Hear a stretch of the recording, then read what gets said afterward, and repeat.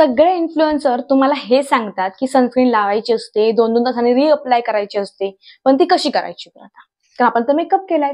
मग मेकअप केल्यावरती देखील आपली सनस्क्रीन आपण कशी रिअप्लाय करायची असते? त्यासाठीच हा व्हिडिओ आहे. सो जर व्हिडिओ सुरू करायच्या आधी जर चॅनलवरती नवीन असाल तर मेक शुअर चॅनलला सबस्क्राईब करून ठेवा आणि केलं असेल तर थँक्यू सो मच. आता वळूया आपल्या व्हिडिओकडे. सगळ्यात पहिलं म्हणजे सनस्क्रीन जेव्हा आपण वापर करतो त्या प्रत्येकाला माहिती असतं हे की जी सनस्क्रीन आपण लावलेली आहे ती दर 2 तासांनी आपल्याला रिअप्लाय करायची असते. पण आपल्या चेहऱ्यावरती जर मेकअप केलेला असेल तर ती सनस्क्रीन कशी बरं रिअप्लाय करायची? मेकअप तर निघून जाणार ना. कारण सनस्क्रीन ही अशी वस्तू आहे, आता तुम्हाला मी ती दाखवते. तर माझ्याजवळ जी सनस्क्रीन आहे ती आहे हायड्रासनची सनस्क्रीन. आता इथे मी यूज करणार आहे ती. पण ती कशी रिअप्लाय करायची असते हे कोणीही तुम्हाला सांगणार नाही. पण तुम्हाला मी आज या व्हिडिओमध्ये तेच सांगणार आहे आणि याच्यावरती एक साधारणतः मी व्हिडिओ माझ्या हिंदी चॅनलवरती ऑलरेडी अपलोडेड आहे. जर नसेल बघितला तो देखील जाऊन बघितलं तरी चालेल. पण हा तुम्हाला मी व्यवस्थित समजावून सांगते.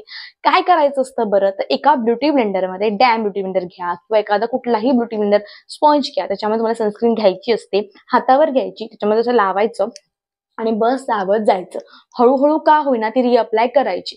जेणेकरून सूर्याची जी किरणं आहेत ती तुमच्यापर्यंत पोहोचणार नाहीत आणि तुमचा चेहरा डॅमेज होणार नाही.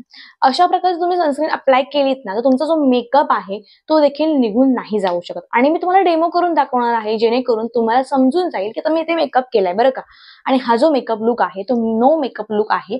जर तुम्ही नसेल बघितला तर नक्की चॅनलवरती जा आणि बघा. मी त्या आय बटनमध्ये त्याची लिंक देखील देईन.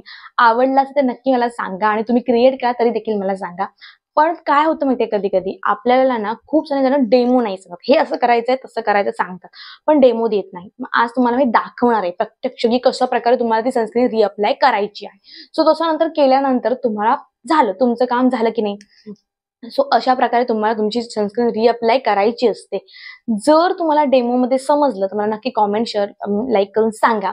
सो आता बोलून भेटूया नवीन व्हिडिओमध्ये. तोपर्यंत तुम्ही डेमो बघा आणि आपण आता तुमचं रजा. Bye, love you all.